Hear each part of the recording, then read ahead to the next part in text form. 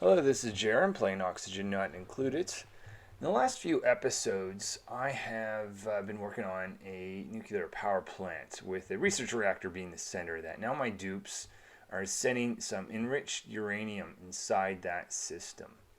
And the idea is I have an auto sweeper in there that will load that into the research reactor, which is currently deactivated, but when it does become activated, it will be the first time I have this running in this large system.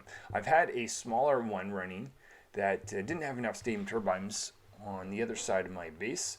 And the idea of that one is I was just feeding it just enough, just a small pieces of enriched uranium to get a tiny bit of red bolt for research purposes. At this point, I no longer care about that. Is in the sense of I'm throwing it all. Oh, okay, actually, just realized that some dupes are going in there. They're actually taking the enriched uranium back in the infant loop in that system or in that conveyor loader.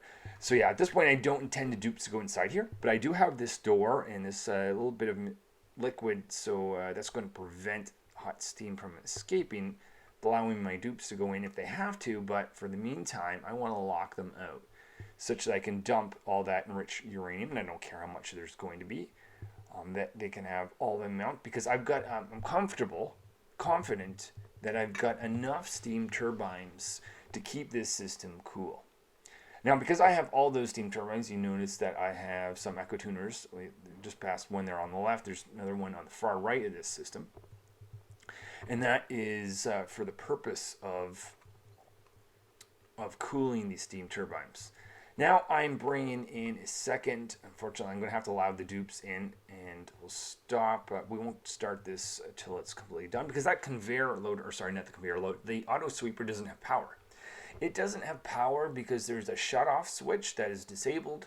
It's disabled because I have a radiation detector that's detecting not enough radiation for the red bolt engines.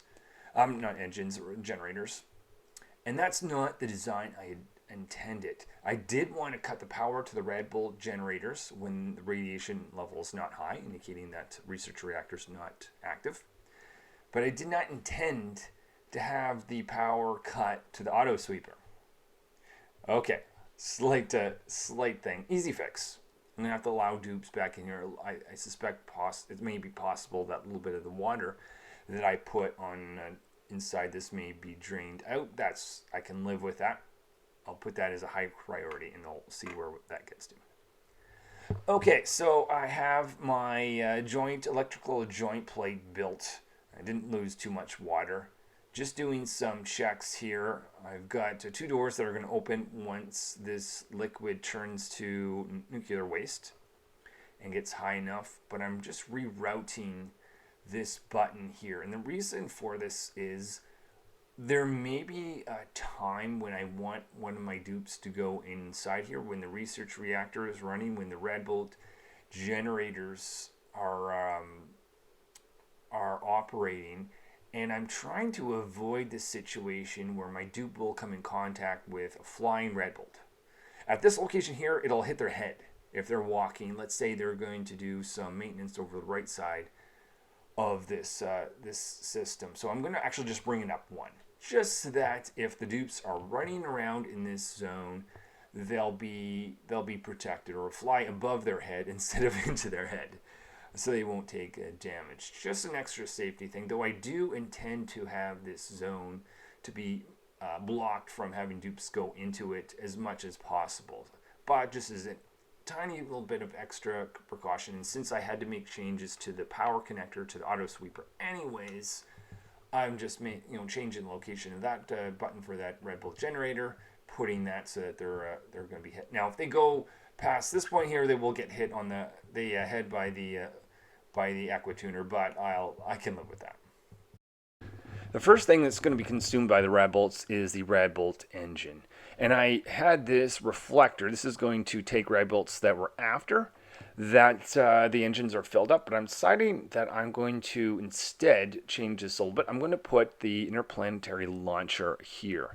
And the idea is it'll first go through the engines. If the engines are full, it will go into the interplanetary launcher, and then it will go down into the base for research and ultimately a diamond press further on in the future. So making that out of mesh that light can be captured by a solar panel underneath. In the inverted world, in the last episode, I filled water in that top of that base and I built pipes around it. Now I'm getting to the point where I want to re-enable this cold salt water line that is going to go in. I'm directing this to go from top down. As I mentioned in the previous episode, I want my pips to plant from the top down to maximize the number of sleet wheat that's going to be here in the future. So now I've got some mesh tiles for an interplanetary launcher.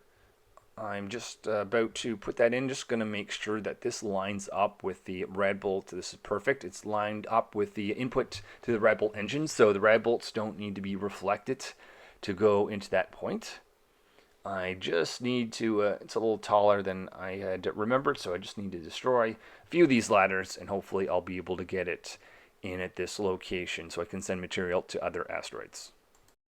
So now that some of those ladders have been removed, I should be able to get this interplanetary launcher located there. So that's perfect. There it is. So it's going to go into the interplanetary launcher once all 4 rockets are filled.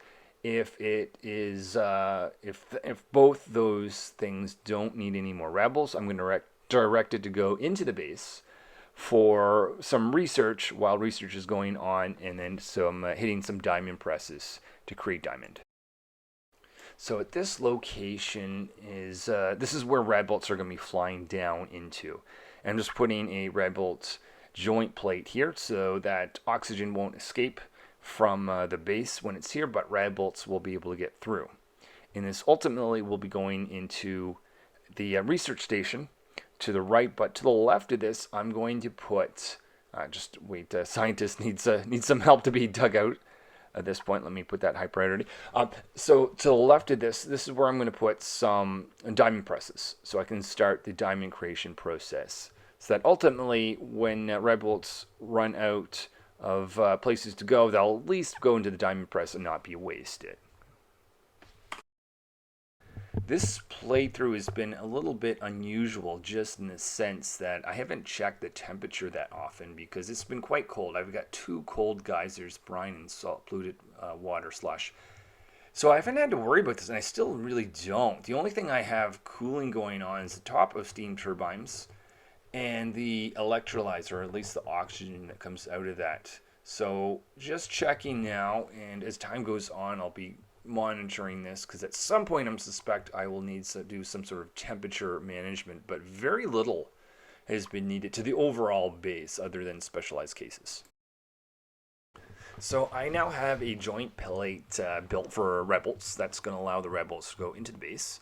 Going to have to be careful here, such that minimizes the points where dupes could come in contact with it. In fact, it could be, if that can be eliminated altogether, all the better. But what I'm doing here is I'm putting a set of rad bolt reflectors around, and it's going to go towards the right, and it's going to go into the research station, material research station, when that machine is not full.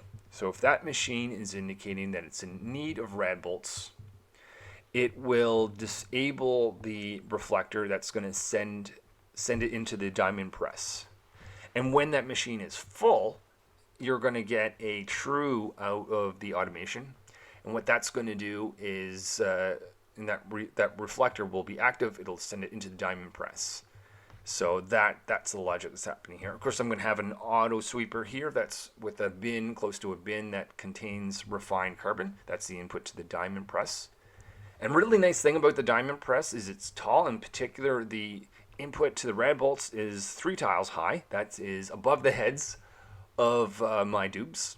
So that is a really nice thing so that I can have rad bolts flying above their heads without actually hitting them. I'm going to have 2 of them. Ultimately, I might have more in the future, but I think 2 will be enough for the time being. I'm also conscious that rad bolts will go flying into a zone where their dupes could be hitting their head. So what I'm going to do, actually, instead of making a tile, I'm going to direct it to go up. And hit the tile above. Just avoid the situation where it goes flying into the faces of one of these dupes, because they actually take quite a bit of damage. if they get hit by a red bolt. And I've got a lot of red bolts being generated right now, so that they could do a lot of damage to them very quickly. So this is the logic that's going out of this. So it's going to be, that line will be true when this machine is full, and indicating that you want to go into the diamond press when the material research station is full of red bolts. Otherwise, it will go into the red bolt there. Into the material research station. And I do believe I still need to change the direction of this one. Actually, yeah, there it is. So that's now pointed down. And I'll go into the input of the material research. I'm just going to infinitely create this as long as there's refined carbon and, of course, the red bolts into the machine.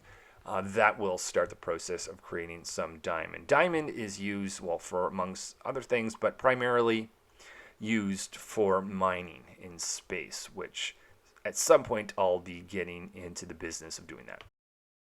I am now going to construct my fourth and final red bolt engine. This is, at least that's the plan, to just have the 4 now. I might as well start with a Safer module and have my dupes design the input to that. This is a big moment. I am flipping the switch to the nuclear power plant. That's going to enable the input of the research reactor. Research reactor is live. Radiation is intense in that zone. Now there is a point to enable these red bolt generators. And I've actually designed it such that I can control how many are on. I don't want all of them to be on just because it consumes a lot of power. So I'm just going to turn this one on here and see if my power usage is fine. And it is. So I'm going to actually try to see if I can get away with 2, which is going to produce quite a bit of red bolts. So that's going to fly through this air.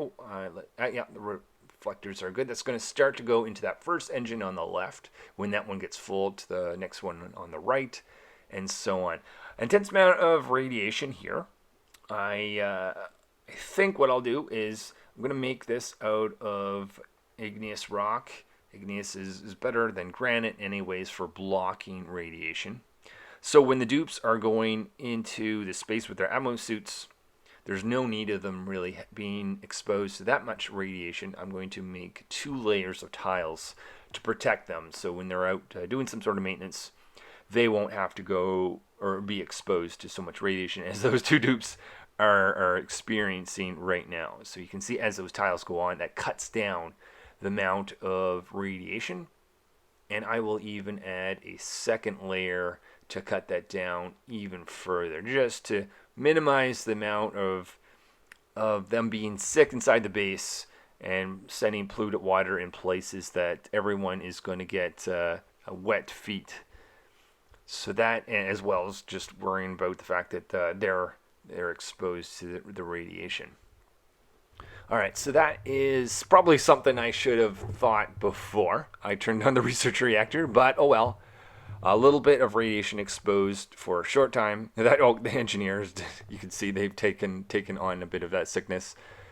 But once this tile system is up, this is going to give a good level of protection. You don't need a lot of tiles for that to be cut down quite a bit. So I suspect 2 layers of igneous rock tiles will be enough for that. Possibly I'll add another one if need be, but I don't think that's going to be the case. I can see some natural nuclear waste being generated, but I don't have a cooling brine line enabled. That was a mistake, and I had that purposely set too high to never use the aquatuner. I'm going to now set it to 25 degrees, so if that brine line is ever being detected of 25 degrees for either of those aquatuners, that brine will go into the aquatuner for cooling. So I should be getting around 25 degrees, taking on heat from on top of the steam turbines, which is not hot right now, but it will be. I'm just deleting this temporary system that was draining brine onto the steam turbines themselves. And now I've got that enabled. So that's making its way around, and I can see a little bit of steam going off inside the around the research reactor. So that is going to, and rad bolts now flying around. That's excellent. Cooling is happening because brine is just above 25 degrees, though those aquatuners will stop operating when, when they're out of power, as they are for this moment, but when it gets below 25 degrees. This is back in the inverted world. I only have 2 dupes over here while I've got 10 in the home world, so things happen much slower over here just because there's less things or less dupes to be able to do the work. So what I'm doing is just adding water in spots where I don't have natural tiles to be able to plant sleetweed in the future. So just put those in there and wait for those to get filled up. It's been a while ago that I actually created Atmos suits to go into this zone down here, and I never really did anything with it since. That's just primarily because I've been doing other things, such as the advanced research reactor and the steam turbines and all that. So it's finally time to go down here. And what I want to do is get some steam turbines to take advantage of the heat that is in the hot magma. Part of that reason is because now that I've got the nuclear plant set up, that is going to require both the rebel engines to take advantage of rebels, which takes a lot of power, but it also will require aquatuners, which take a lot of power. Ultimately, it's going to heat up. The overall steam will heat up enough such that the actual power that I get from the steam turbines will cover it. However, I suspect there will be a short-term period where I won't actually have enough power to actually do all the cooling, and I may have to turn off some of the red bolt engines. So temporarily, until I get to that point, I'm figuring it would be good to actually get some steam turbines. And since I'll have more construction down here, let's put in some more. Oh, I already have oxygen, and excellent. More places for atmospheres for my dupes to go down. This is the inverted world. Basically, the setup that I plan to put in the home world that I'm digging down to. You can see I had some water there, probably a bad idea. Looks like that brine line that's going through it is just too effective.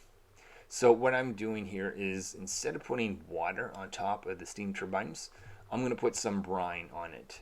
And I suspect the same thing could very well happen up here, so I'm going to do the same thing there. And that's just going to prevent the situation where that turns to solids and doesn't have ability to interact with the steam turbines, which is the whole point of having liquid there. So I'm digging down in this zone, and I want to create a water bypass area because I want to create a vacuum on the left for the steam turbine area. And I see a bit of carbon dioxide flooding up. So it looks like that was actually quite packed with carbon dioxide. But what I'm doing here is just making sure water goes in this zone.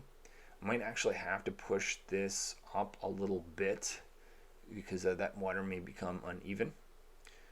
But that's just going to, once I seal that zone there, I'm going to take power down. Ultimately, if I'm going to have steam turbines to generate power, there's no point in doing that unless, of course, I have a power line to go down. So we'll start this process now. There we've got the water that's going to separate the future vacuum area on the left versus the rest of the base on the right.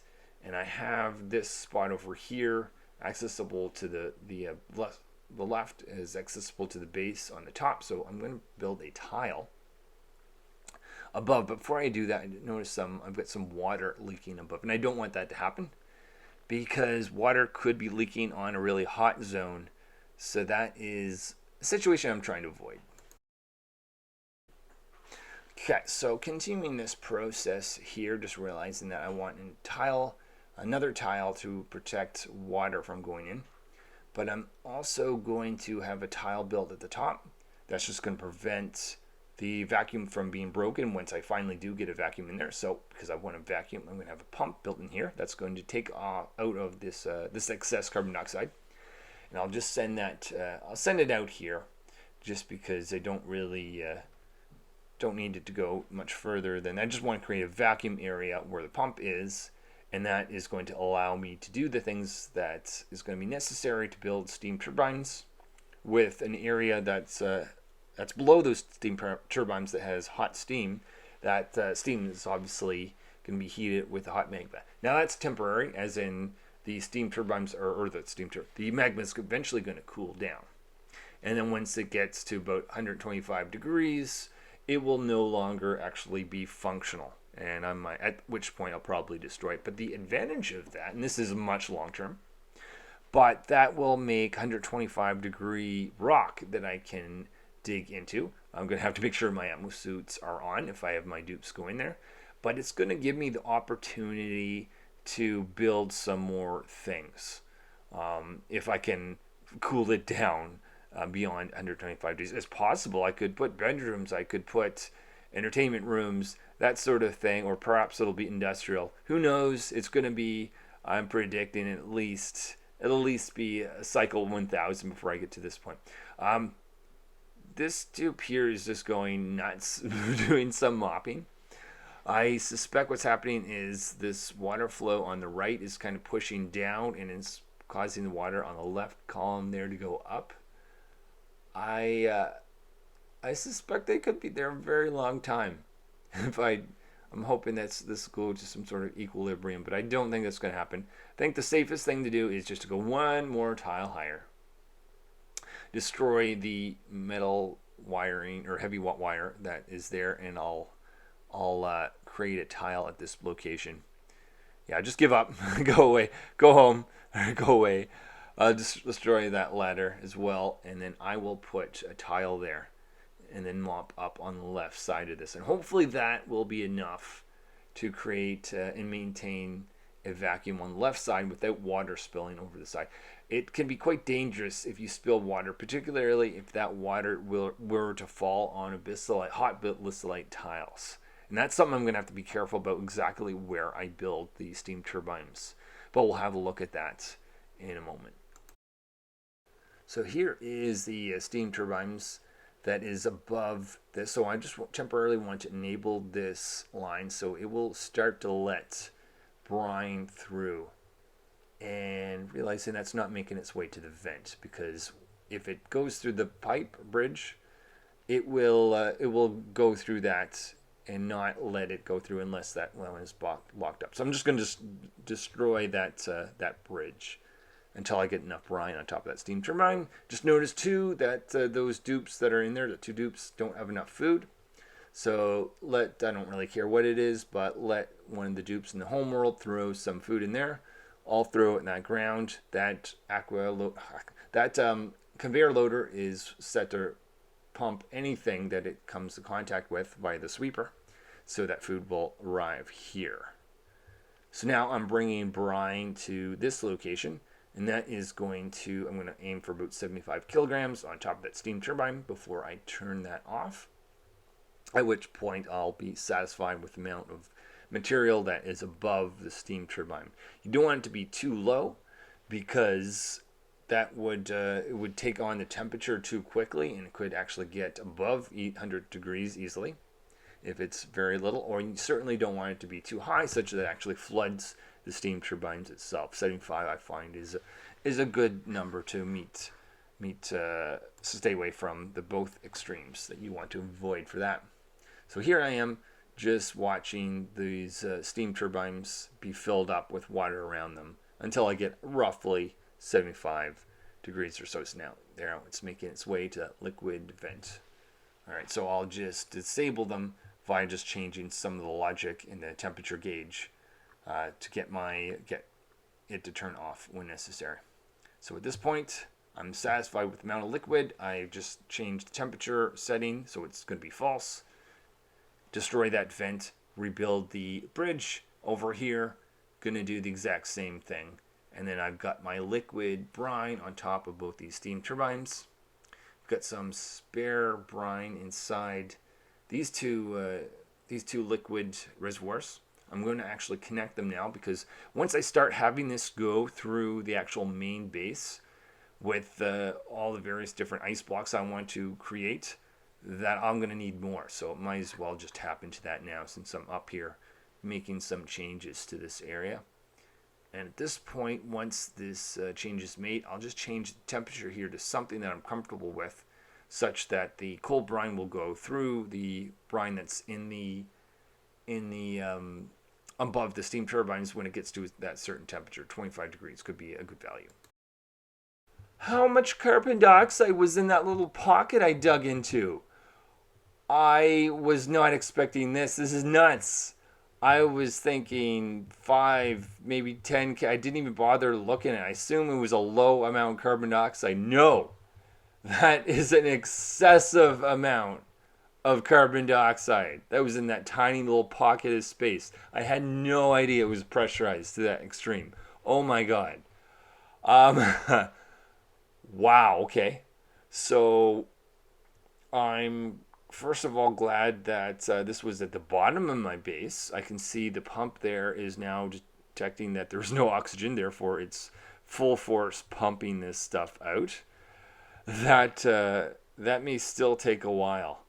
Even like okay, all right, a little bit surprised about that, but there it is. That's so you don't typically get this. This is one of the special features, if you want to call it that, that I had in this playthrough. Every time you get you get different things that happen in your base. Anyway, I've never seen 153 kilograms of pressure, and this is after I broke into it. I have no idea what it was before, and didn't even bother checking because I just assumed it would not be insane. No, I was wrong. It's insane. It's an insane amount of pressure that is there. So there's no point in me trying to dump, because I still want to create a vacuum in this area for steam turbines, and that's not going to happen, or at least not as quickly, because even the overpressured vent is is overpressured itself. Oops, I didn't mean to do that. All right, let me just destroy some of this. What I'm doing here is I'm just having these two pumps join at this location, just so that I can send the excess amount of carbon dioxide up and out of the base.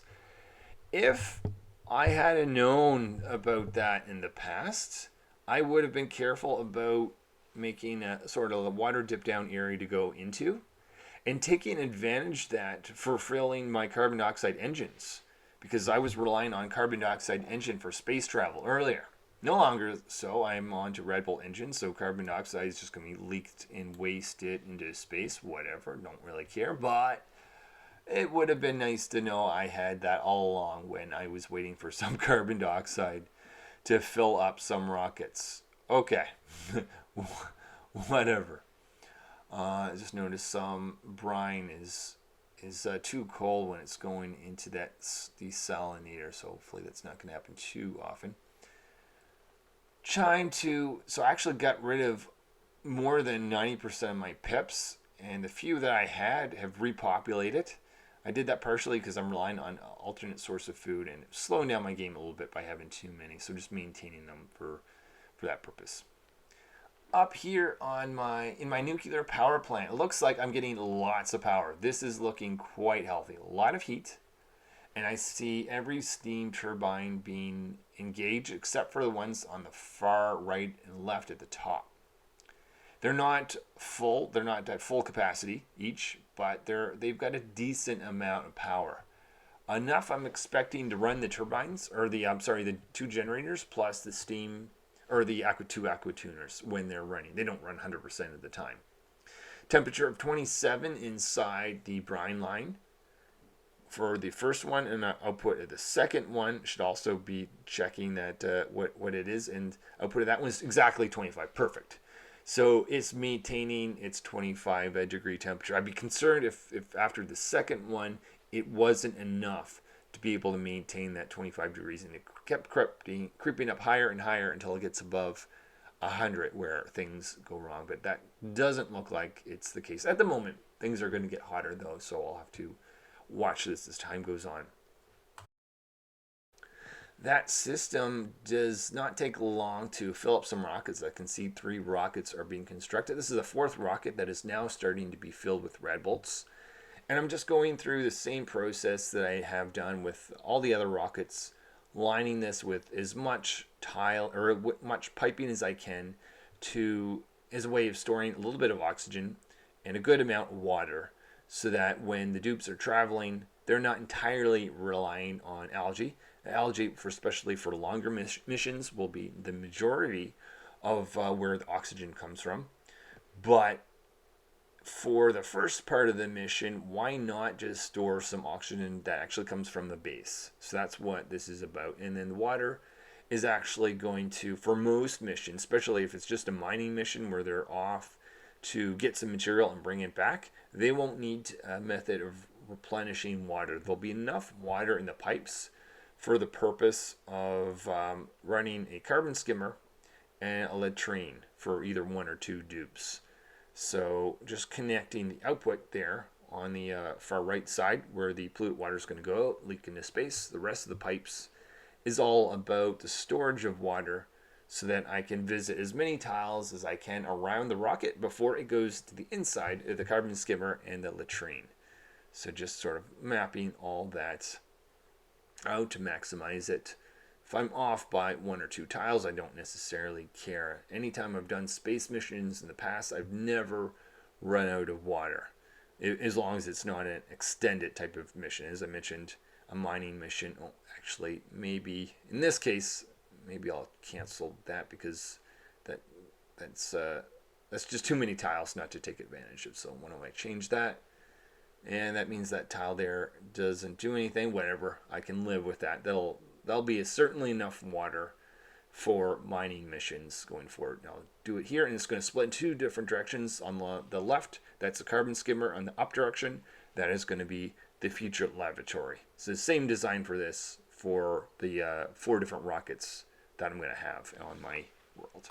So this has been an exciting episode for myself because the nuclear power plant has been turned on, and you can see if that is able to be stabilized as the episodes go on. The other thing is I ran into a carbon dioxide bomb, which I was not expecting. A huge amount of carbon dioxide has been leaked in the homeworld.